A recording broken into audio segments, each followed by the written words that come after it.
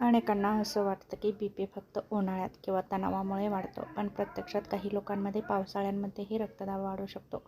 ज्यांना आधीपासूनच उच्च रक्तदाब, हृदयविकार, मधुमेह आणि किडनीचे आजार आहेत, त्यांना या ऋतूमध्ये अधिक काळजी घेणं गरजेचं आहे. जसं की तापमानातील बदल.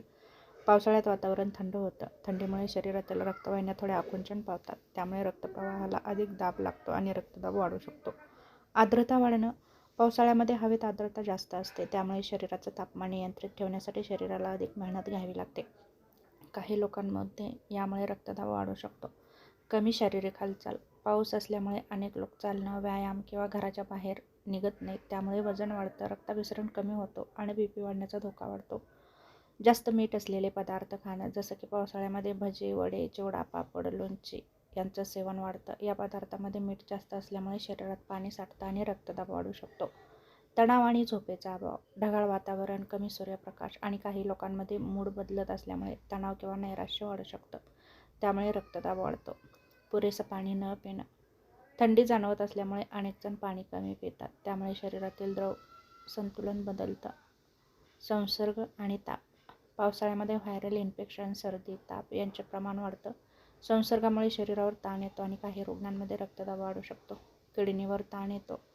ज्यांना किडनीचे आजार आहेत, त्यांच्यात शरीरातील मीठ आणि पाण्याचं संतुलन बिघडतं आणि रक्तदाब वाढतो.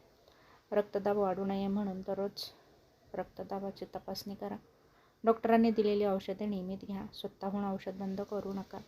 रोज किमान 30 मिनिटे व्यायाम करा. मिठाचं प्रमाण 5 ग्रॅमपेक्षा कमी ठेवा. औषधे असतील तर डॉक्टरांच्या सल्ल्यानेच घ्या. भरपूर भाज्या, फळे, कडधान्ये खा.